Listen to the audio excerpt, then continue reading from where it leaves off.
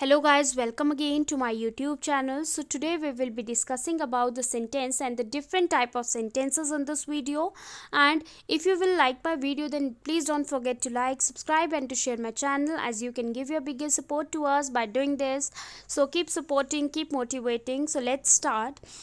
A sentence. A sentence is a group of words which make meaning. So sentence क्या होता है? Different words का एक group होता है जिससे एक सेंस बनती है, एक मीनिंग बनता है जिसका, ठीक है. So a sentence is a group of word which makes meaning. ऐसे ही आप हर किसी वर्ड को जोड़ के सेंटेंस नहीं बना सकते हो. सेंटेंस उसी को बोलते हैं, अ ग्रुप ऑफ वर्ड्स जो कि एक पर्टिकुलर मीनिंग बनाता है. Okay, and a sentence always starts with a capital letter and ends with a full stop. You know that कि एक sentence जो होता है, it always begins with a capital letter and it always ends with a full stop there, right? उसके बाद sentence consist of subject, predicate and object.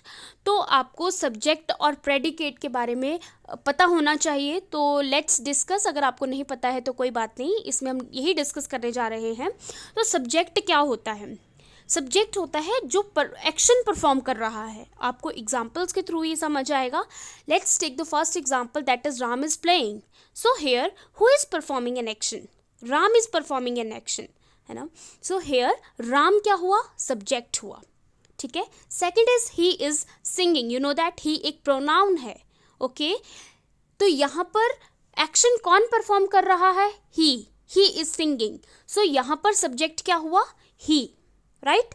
Next is Riya is dancing. इसका answer आपको पता होगा. I hope you can comment your answer in the comment box also. Yes, you are right. The answer is Riya. Okay, so next is predicate. अब हमें subject तो पता लग गया. Now let's discuss about the predicate. What is predicate? Okay, so predicate is that part of a sentence that contains an action verb. जो action perform हो रहा है, दैट इज प्रेडिकेट. अब हम सेम एग्जाम्पल लेंगे जो कि हमने सब्जेक्ट को पढ़ने के लिए लिया था. तो फर्स्ट एग्जाम्पल हमने लिया था राम इज प्लेइंग. आपको पता है कि राम जो है वो एक्शन परफॉर्म कर रहा है, तो राम तो यहाँ पर सब्जेक्ट हुआ. ओके, बट इज प्लेइंग, यहाँ पर क्या एक्शन परफॉर्म हो रहा है? Is playing. तो यहाँ पर इज प्लेइंग क्या होगा? यहाँ पर इज प्लेइंग जो है वो प्रेडिकेट होगा, राइट. उसके बाद है next example, he is singing. He action perform कर रहा है, तो ही सब्जेक्ट हुआ. इज सिंगिंग एक्शन परफॉर्म हो रहा है, so that is why is singing is the predicate here. Last example is Riya is dancing. I hope that कि इसमें भी आपको पता होगा सब्जेक्ट क्या है, प्रेडिकेट क्या है. Yes, you are right. Riya is subject and is dancing is a predicate here. Now let's discuss about the object. Okay, so they are playing badminton. अब आपको पता है इसमें एक्शन कौन परफॉर्म कर रहे हैं? दे. तो दे क्या हुआ यहाँ पर? दे क्या हुआ यहाँ पर? सब्जेक्ट हुआ, ठीक है. दे क्या हुआ यहाँ पर? सब्जेक्ट हुआ. आर प्लेइंग आपको पता है, आर प्लेइंग क्या हुआ यहाँ पर? प्रेडिकेट हुआ, ठीक है. और यहाँ पर ऑब्जेक्ट क्या हुआ आपका? बैडमिंटन. Yes, okay. अब now in next example, the boy is eating food. इसमें भी आपको पता होगा who is performing action? Boy. तो बॉय क्या हुआ? सब्जेक्ट हुआ. इज ईटिंग क्या हुआ? प्रेडिकेट हुआ. फूड क्या हुआ? ऑब्जेक्ट हुआ, राइट, ठीक है. Now let's discuss the next example. अब यहाँ पर हम डिफरेंट टाइप्स ऑफ सेंटेंसेस के बारे में पढ़ेंगे, ठीक है. Simple sentence, compound sentence, complex sentence, interrogative sentence, imperative sentence, declarative sentences, right. So यहाँ पर हम स्टार्ट करते हैं सबसे पहले सिंपल सेंटेंस से. So it contains subject as well as it contains verb here. Okay, so Siya went to the market. आपको पता है सिया यहाँ पर सब्जेक्ट है.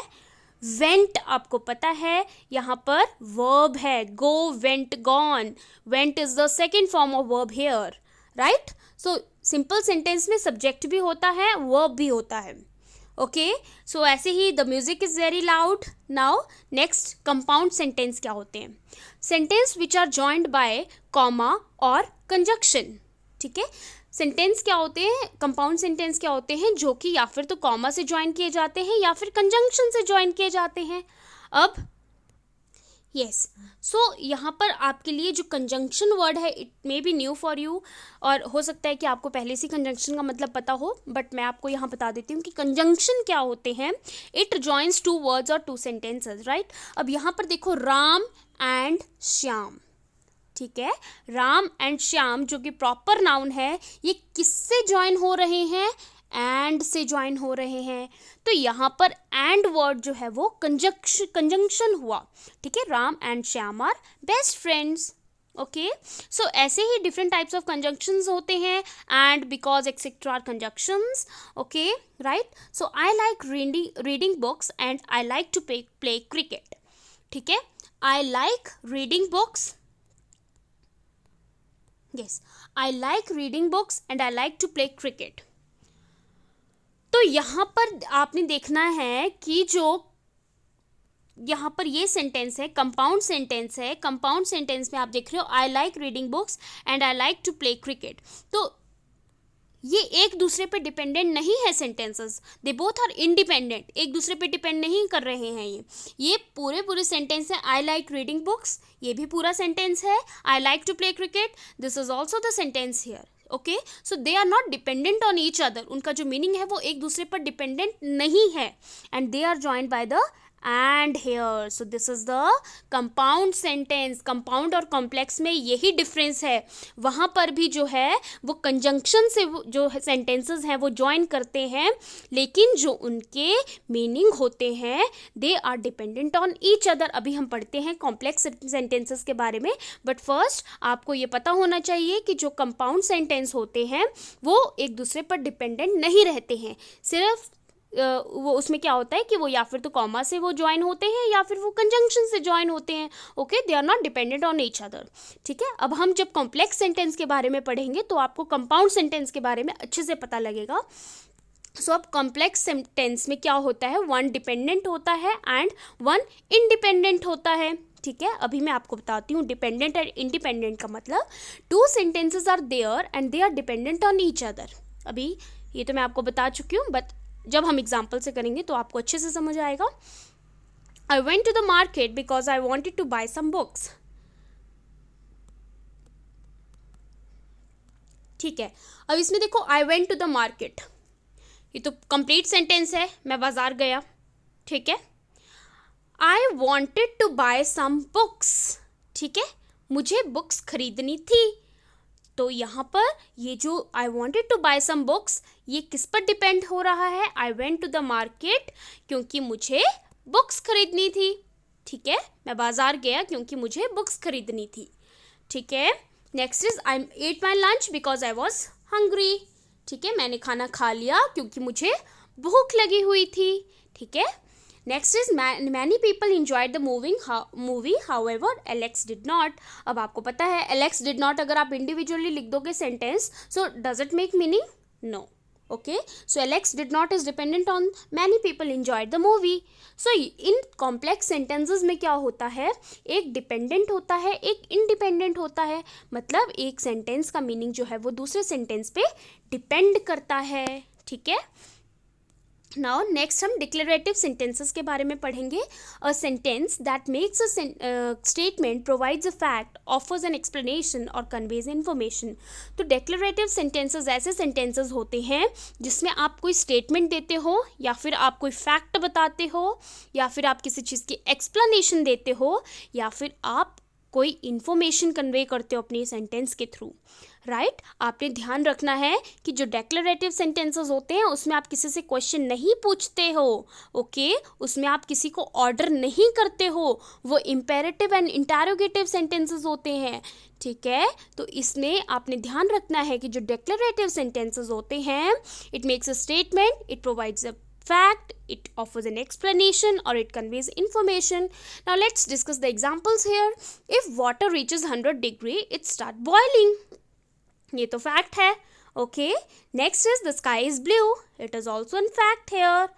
ही इज़ अ हम्बल मैन, आप किसी के लिए स्टेटमेंट दे रहे हो, he is a humble man, okay. So यहाँ पर ये कौन से टाइप के सेंटेंस है, डेक्लरेटिव सेंटेंसेस हैं, राइट।